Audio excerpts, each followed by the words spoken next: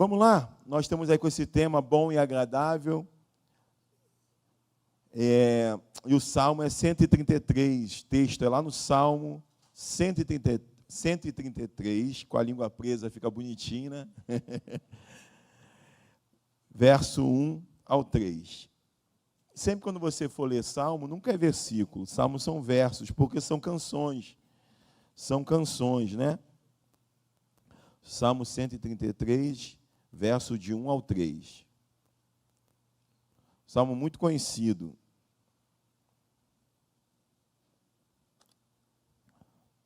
Diz assim: como é bom e agradável quando os irmãos convivem em união.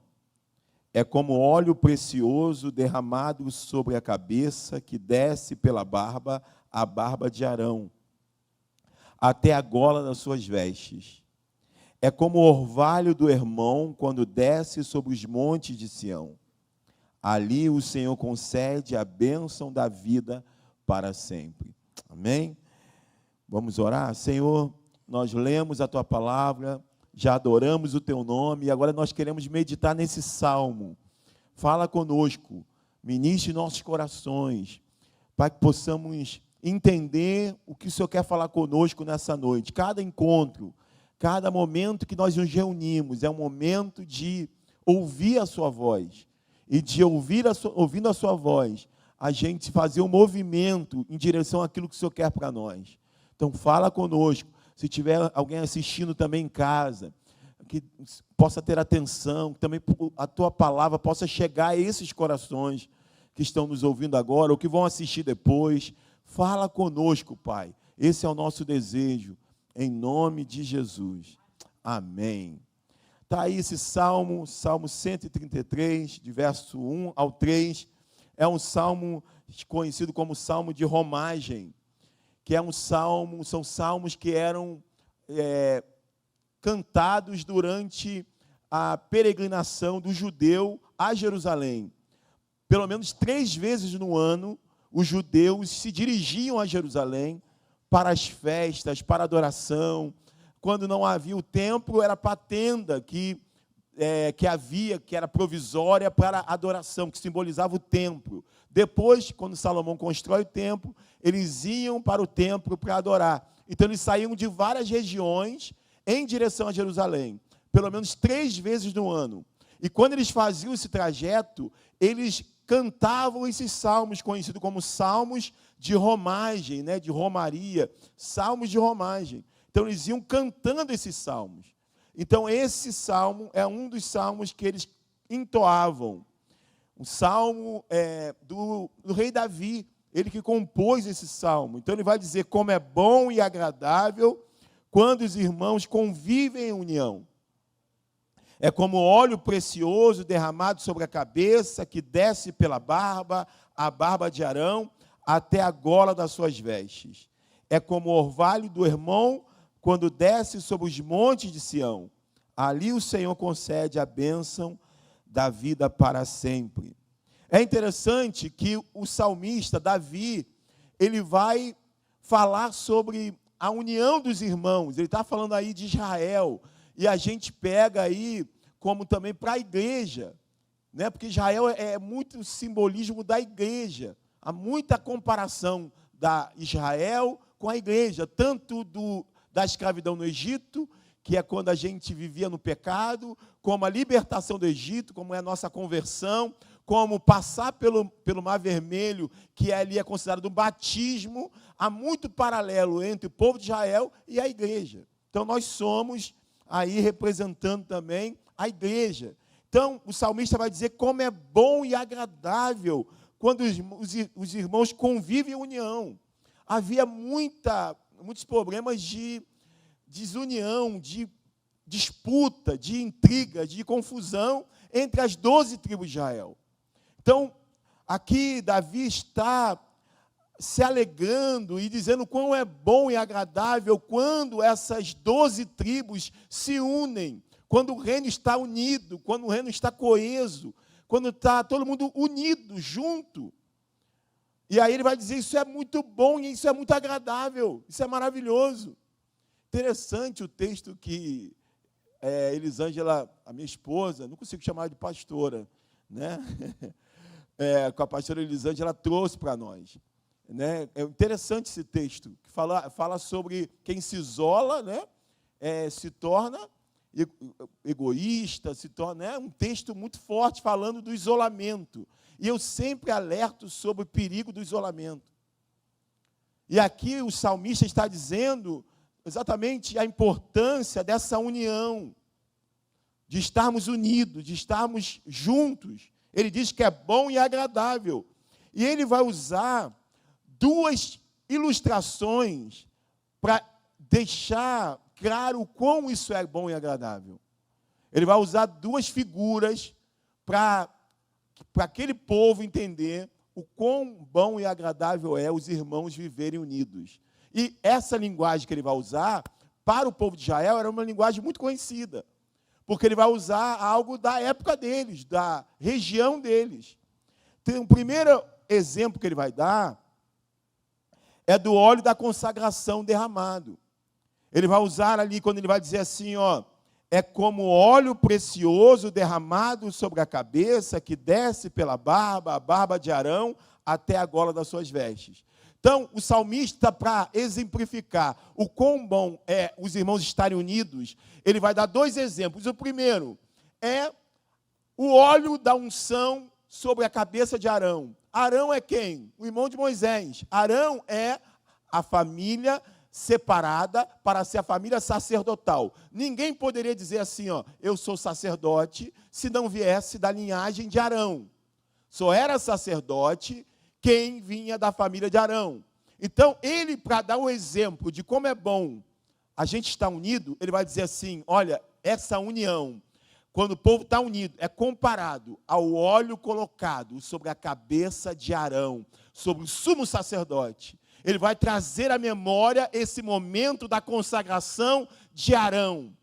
E esse óleo que era colocado sobre a cabeça de Arão abundantemente, era um óleo, um azeite muito bem preparado, que tinha uma receita dada por próprio Deus. Tinha um aroma muito agradável, tinha especiarias raras, o azeite de primeira. Eu fico brincando com minha esposa, quando eu vou no mercado, que eu fico assim, rapaz, o azeite é tão caro, o azeite bom é tão caro, que dá até para dar de presente. Se alguém embrulhar um azeite num papel de presente e me der, eu fico todo bobo, porque meu irmão, e aí eu fiquei curioso, comecei a pesquisar sobre azeite. Gente, tem azeite de R$600, de R$1.000, azeite de, acho que se eu comer aquilo, acho que eu passo até mal. Eu não consigo comer um azeite desse, né? Mas eu fico brincando, mas imagina, é uma coisa muito valiosa, então não era qualquer azeite, não era qualquer azeite. E a gente que não está acostumado com coisa nobre, né? Eu fui sair agora no meu aniversário, lá em Caraí, num restaurante, aí falaram assim, vocês querem provar um prato do chefe? Aí eu falei assim, já estou aqui mesmo, quero. Aí veio um prato bonito, com uma fumaça, tinha um jarro branco com uma fumaça, e cheio de coisa assim. Eu falei, gente, o que é isso? E eu olhei agora, como que eu como isso?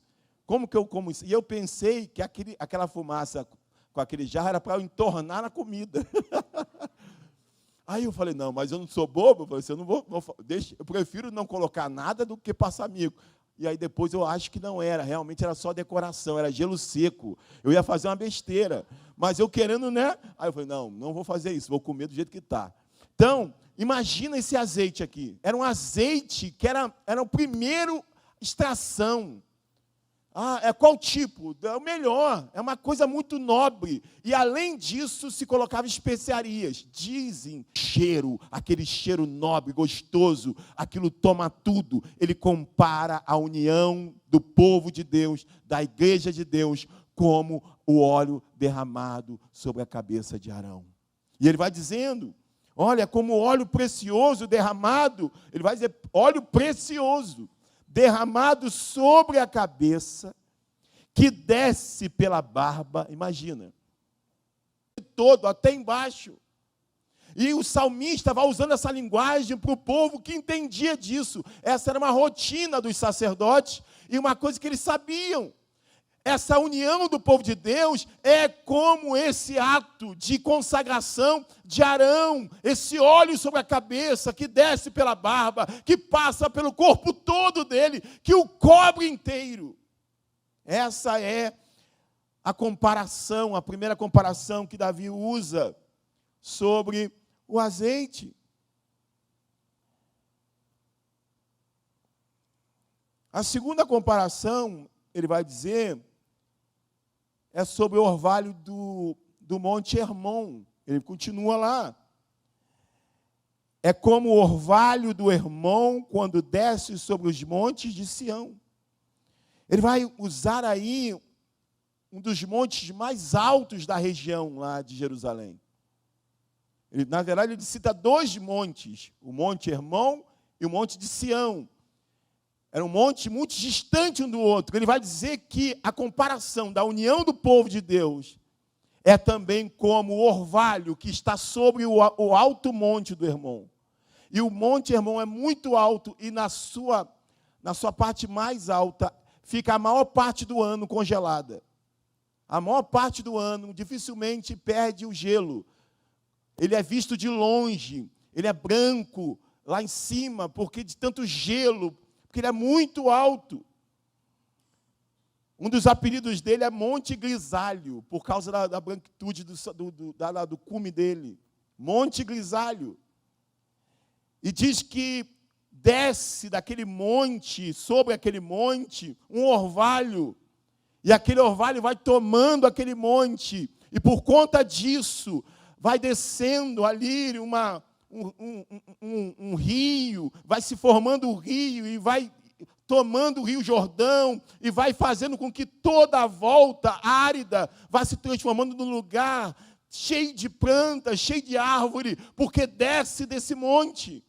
Essa visão é dita pelo salmista, é usada pelo salmista, porque lá do Monte Hermon o orvalho desce e forma um córrego, um rio, e alimenta o Rio Jordão, que é a principal fonte de água daquela região. Ele vai dizer, olha, a união do povo de Deus é comparada a esse alto monte, esse monte que fornece água, que torna esse ambiente tão árido, um ambiente diferente.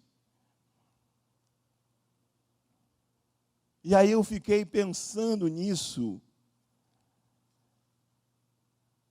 e pensando numa coisa que eu destaco aqui, é que tanto o óleo precioso derramado sobre a cabeça de Arão, como também o orvalho que desce sobre os montes de Sião, ambos descem. O óleo é derramado sobre a cabeça, que desce pela barba, e a barba de Arão até a gola das suas vestes, ele desce. E o orvalho também desce sobre os montes. E quando eu pensava nisso, eu pensava naquilo que vem sobre a cabeça da igreja, que é Cristo, mas que não fica só nele, mas que vai sendo derramado e vai sendo inundado nas vidas, dos corações, vai tomando, vai tocando, vai envolvendo. Eu pensava nisso, no envolvimento daqueles que estão debaixo dessa união, dessa igreja, desse povo que se reúne, que não se isola, como foi dito, e que eu comecei a pensar nisso. Há algo que acontece quando a gente se reúne, que vem sobre a cabeça e que passa pela barba, que vai pela orla, que vem sobre o monte, que desce sobre o monte. E eu pensava nisso, há algo que vem sobre a igreja, e que a gente não pode estar de fora, que a gente não pode se isolar. Há muita coisa que vem, que desce, que pode nos chegar, que pode nos atingir. E que a gente precisa estar junto, que a gente precisa usufruir disso. E quando a gente se isola, a gente perde essa oportunidade. E eu comecei a pensar nisso. E eu pensei, sabe, quando a gente não aproveita isso que desce, seja o orvalho ou seja o óleo, a gente para de discernir o corpo. A gente para de sentir o corpo. a gente para de perceber o que Deus está falando, o que Deus está agindo, para onde Deus está apontando. É como se estivéssemos amputados. E eu comecei a pensar em alguns episódios disso. Porque, imagina você, Davi reinando e pensando assim, eu estou tendo paz de tudo quanto é lado, consegui reinar, finalmente, reuni o povo, ser rei, fui perseguido por Saul, fui perseguido pelo meu próprio filho, mas agora a paz está reinando, mas eu tenho algo a resolver. Existe um símbolo maior que precisa estar aqui no reino. E esse símbolo é a arca que representa a presença de Deus. Então, vamos buscar a arca. E quando ele vai buscar a arca, para que fosse assim, pudesse ser assim, não falta mais nada. Embora Davi tinha um sonho de construir um templo, mas ele não lhe foi permitido. Ele deixou muito material para a construção do templo, mas não lhe foi permitido construir o templo. Quem construiu foi o filho dele.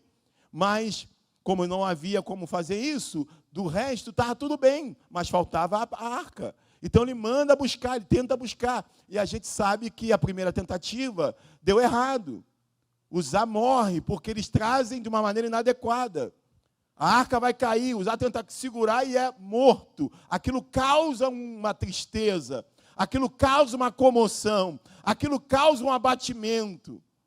E eles começam a orar, e a arca fica num outro local, Deus começa a abençoar aquele local, e alguém avisa Davi, olha, a arca está lá, e a bênção está chegando. Lá na casa, naquele ambiente, ele, então vamos, agora ele se anima para mais uma vez trazer a arca em segurança. E agora ele faz tudo que tinha que ser feito. Como que nós devemos fazer? Aí tem que ser feito isso, um sacrifício, vamos fazer assim.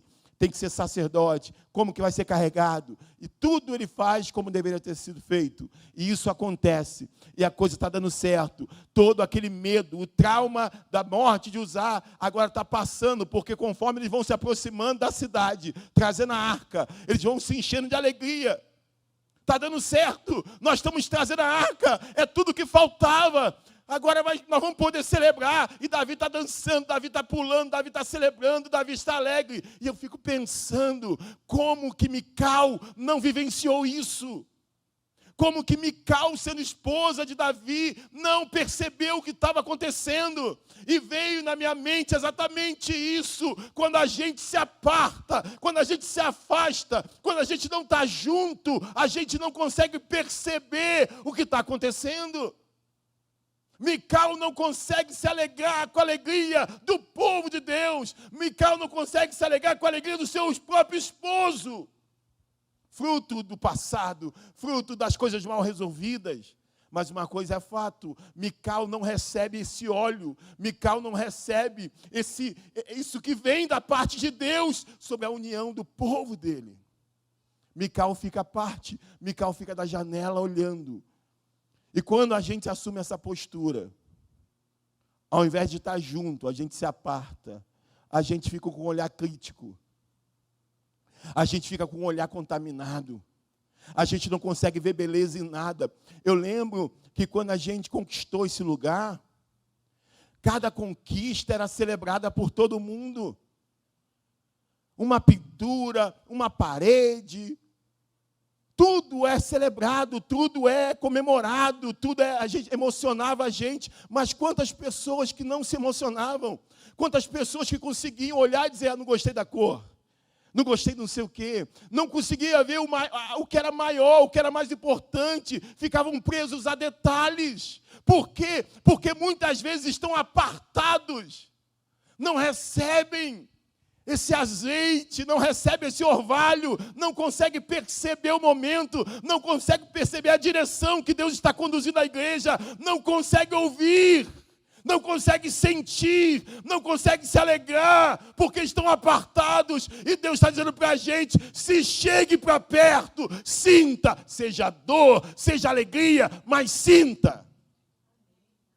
Você chega no velório e você sente o que vai dizer, como vai se portar, como vai estar. Você sabe a mensagem que vai enviar. Quando você faz parte, você sente o mesmo que o outro está sentindo. Mas quando você se aparta, tudo seu é feito de maneira errada, porque é como se você não percebesse a direção que Deus está mandando, a palavra que Deus está anunciando.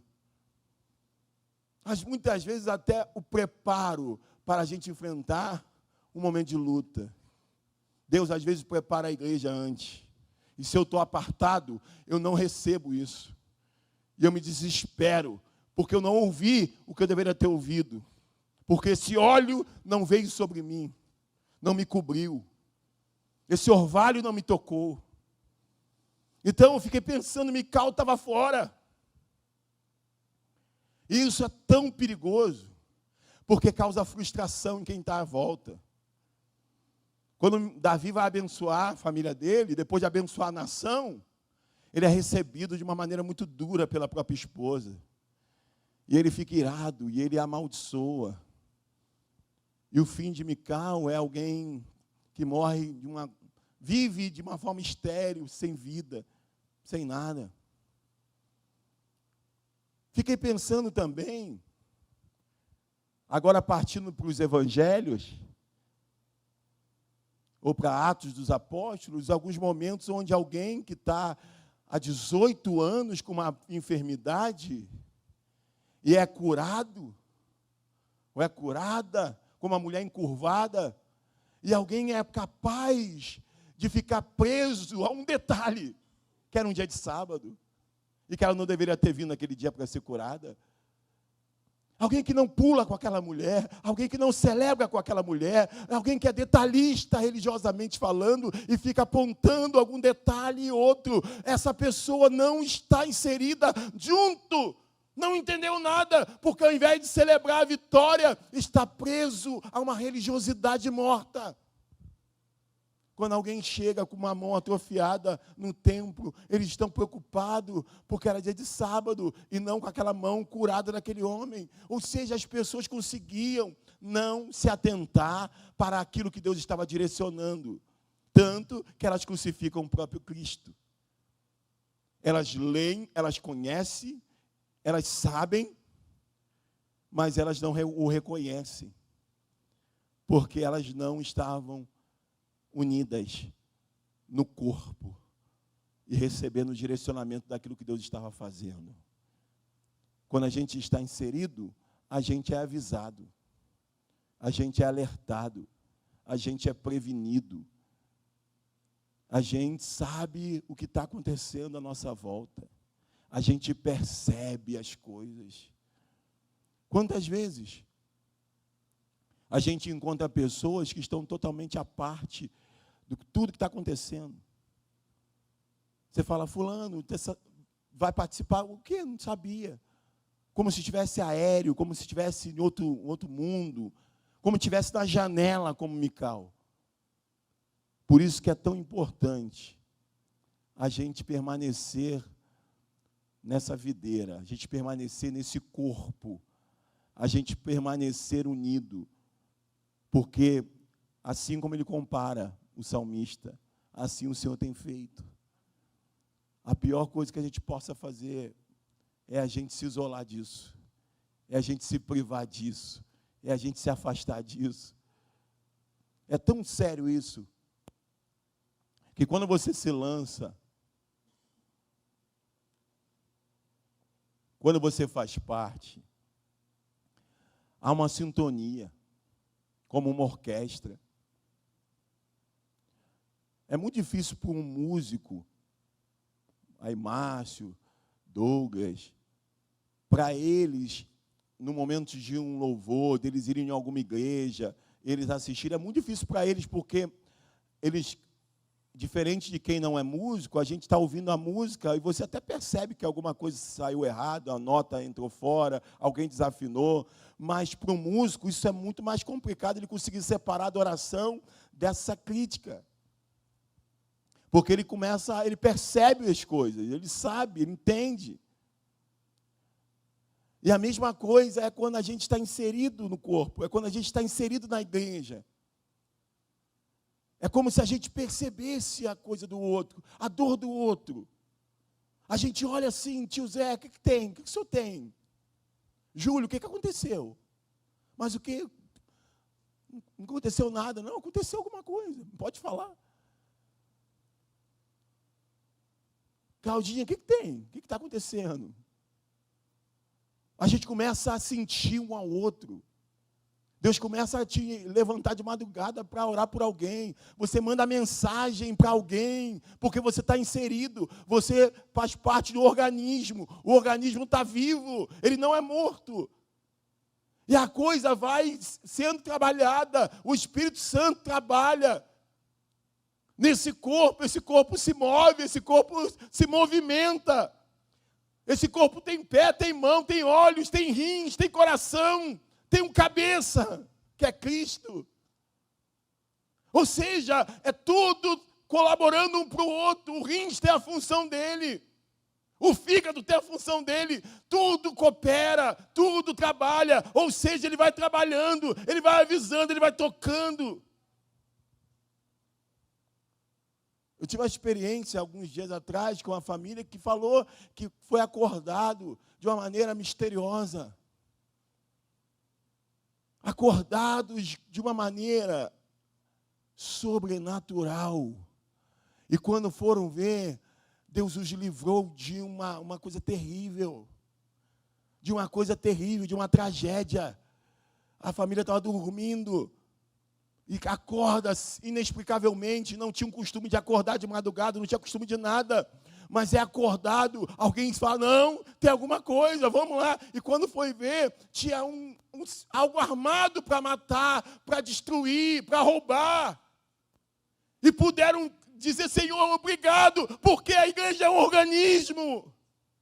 Você dorme, mas o Senhor não dorme. Você dorme, mas a igreja não dorme. Enquanto um dorme, está lá, Amanda, de repente, acordando com os joelhos no chão, orando pela tua vida. Porque Ele trabalha na igreja. E muitos estão de fora, saindo desse lugar maravilhoso, que é receber aquilo que é derramado sobre a cabeça, que passa pela barba, que passa chega até a orla dos seus vestidos. Nós não podemos sair desse lugar. Nós não podemos sair desse lugar maravilhoso. Lutem para não sair desse lugar maravilhoso. Tem pessoas que, infelizmente, nem ceiam mais. Não tem essa preocupação de tomar a ceia. E a Bíblia diz do não discernir o corpo de Cristo. Eu penso no não discernimento do corpo como uma amputação do corpo. Amputado, totalmente amputado. E Deus está nos chamando para voltar, para estar junto. E se você já está junto, continue junto. Orando, ajudando, intercedendo. Sabe, é isso que é ser igreja. As coisas vão acontecer. É interessante, irmãos. Há muita coisa acontecendo, há muita coisa maravilhosa acontecendo. E você está assim, caramba, e agora? Tem essa conta aqui da igreja, tem isso aqui para pagar. Nós pagamos as cadeiras, mas nós tínhamos alguns cheques que eram das cadeiras brancas que nós vendemos, porque ele fez essa... Ele falou assim, eu quero comprar essas cadeiras aí, eu consigo revender.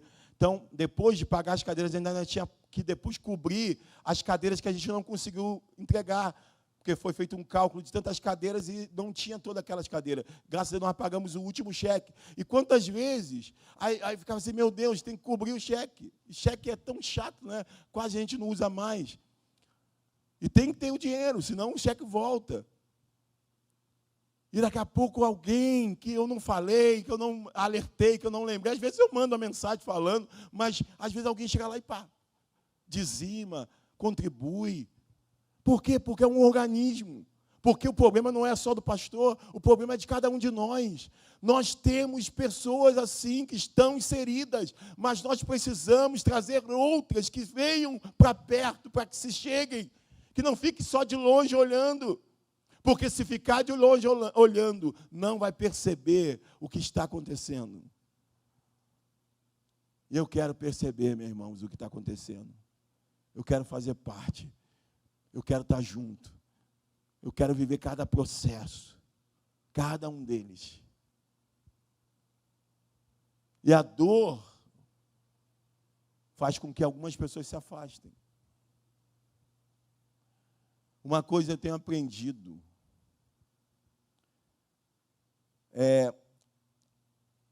a Bíblia fala disso, do consolo com que você é consolado, você vai consolar outros. Você pode, sim, ter algumas questões que você não consiga fazer, pela sua vida, pela sua vivência, pelo seu trauma, pelo seu medo, e talvez isso ainda não esteja tratado. E a igreja é algo tão maravilhoso, porque ele vai dizer que Deus deu uns para apóstolos, deu um para mestre, deu uns com dons de cura. Ele vai lá colocando cada função, cada pessoa, e ele vai dizendo que não há, todos são importantes.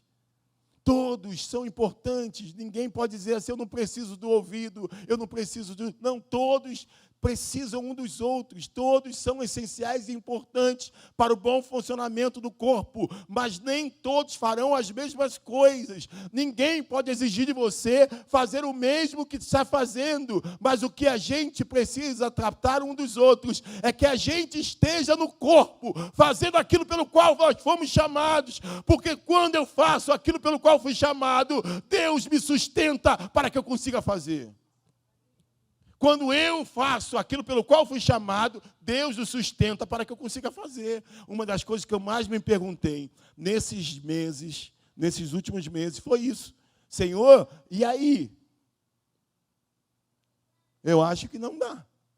A minha cota já chegou. Chega.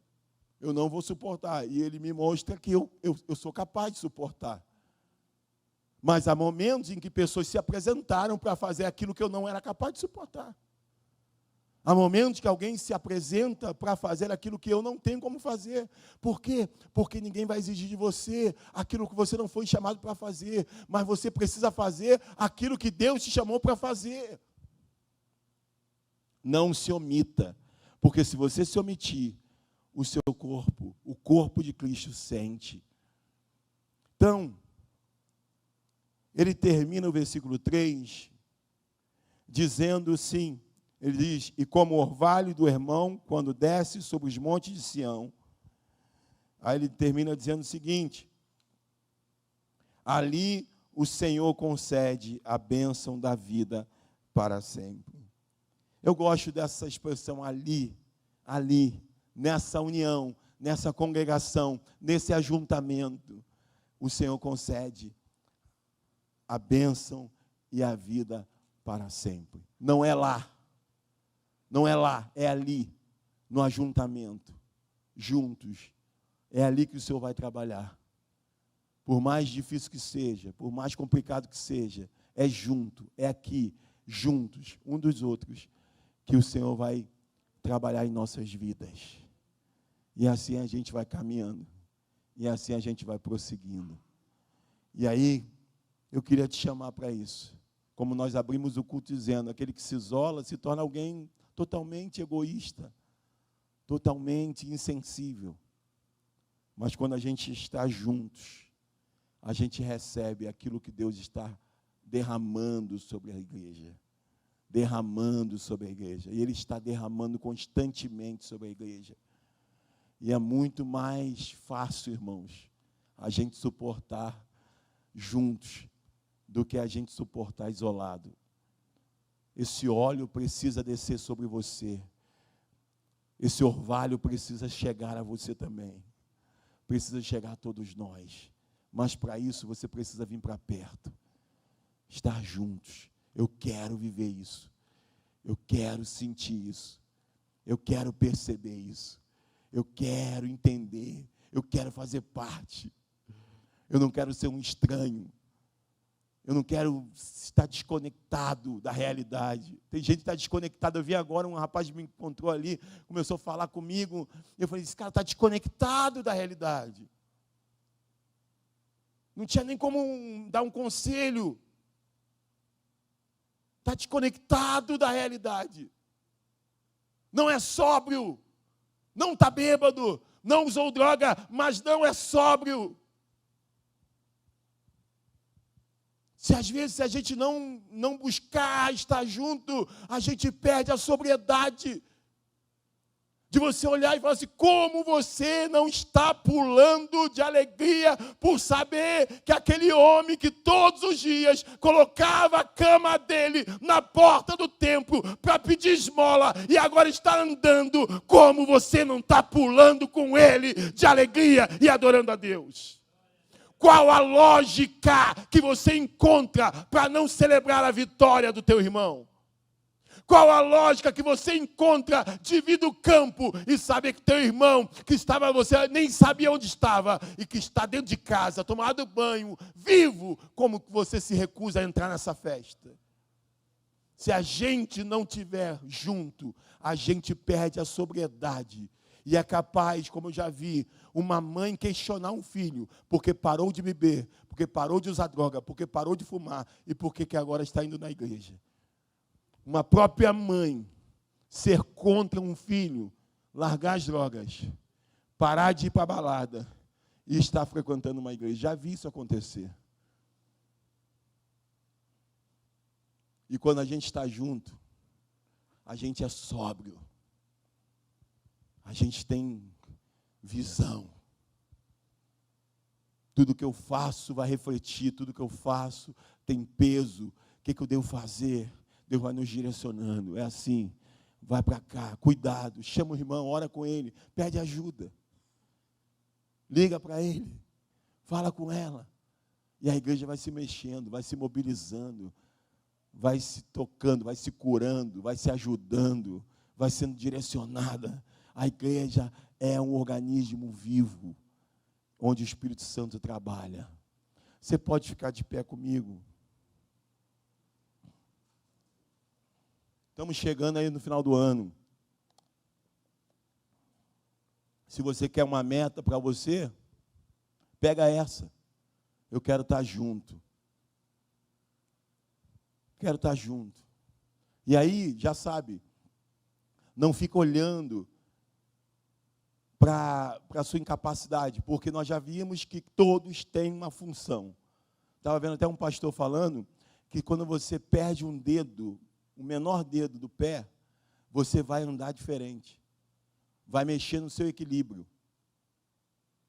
Tudo tem função, tudo tem sua importância. Quem não tem unha, reclama da dor que sente às vezes para pegar alguma coisa. Tudo tem importância, tudo tem função.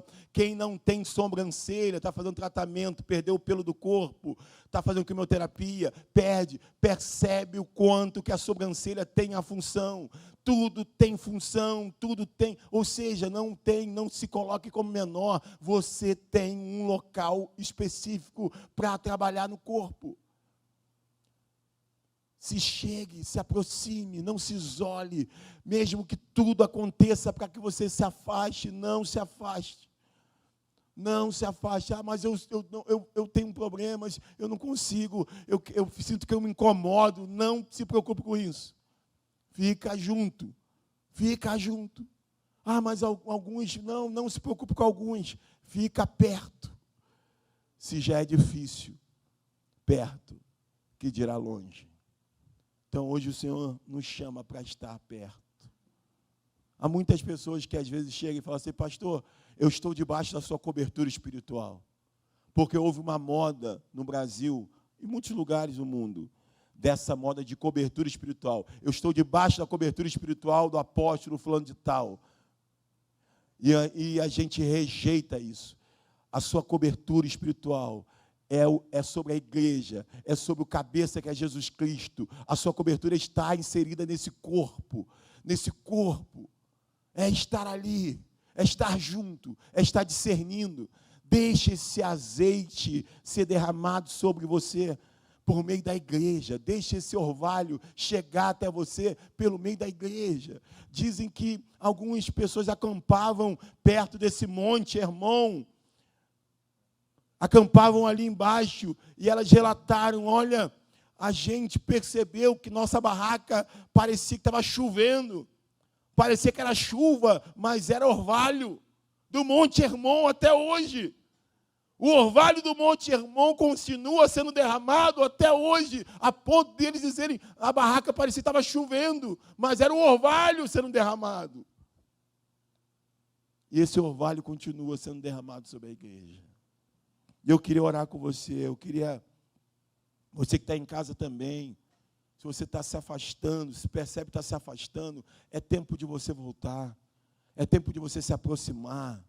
Não é frequência, não é estar todo culto, não, tem gente que, o Júlio trabalha embarcado, tem gente que trabalha embarcado, tem gente que trabalha fora, tem gente que tem uma escala difícil, não se trata disso. Você pode muito bem ter um trabalho complicado, uma escala complicada, e você está inserido.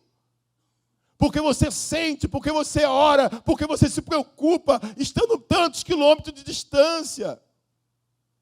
Você está entendendo, você está percebendo, você está intercedendo.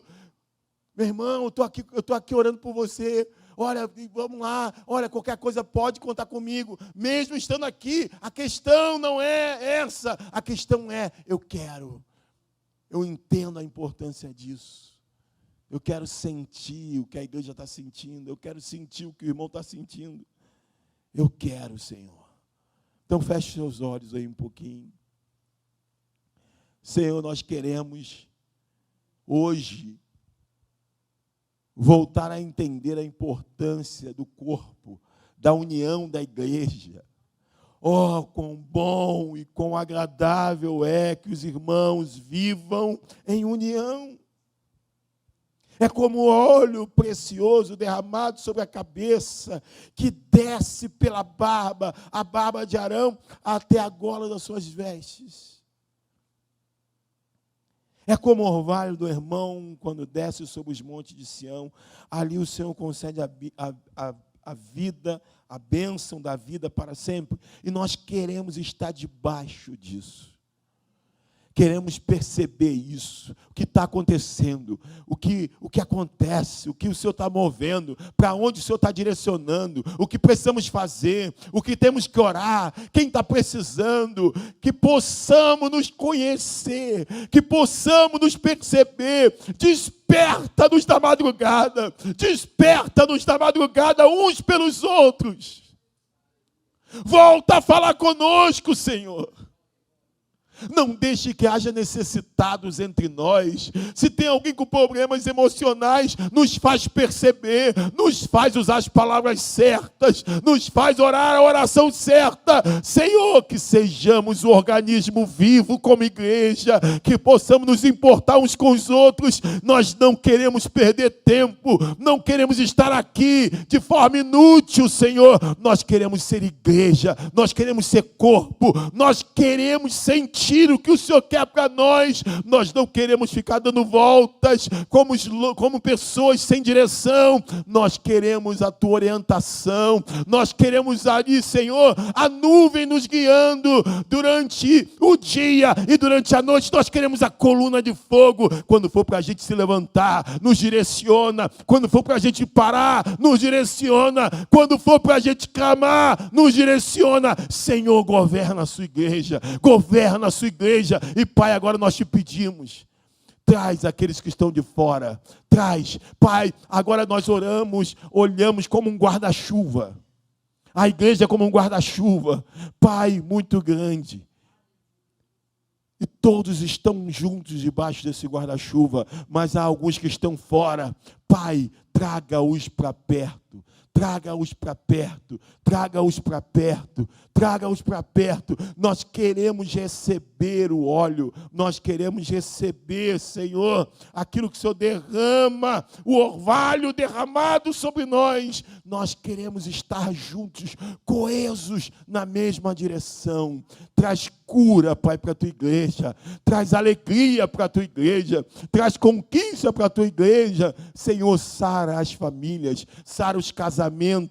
Pai, comece a nos direcionar. Os ministérios que estão sendo ajeitados, que estão sendo organizados, levanta os jovens, levanta os adolescentes, levanta as crianças, levanta, Senhor, todos os ministérios da tua igreja de louvor, levanta os ministérios de casais, levanta a tua igreja, Senhor.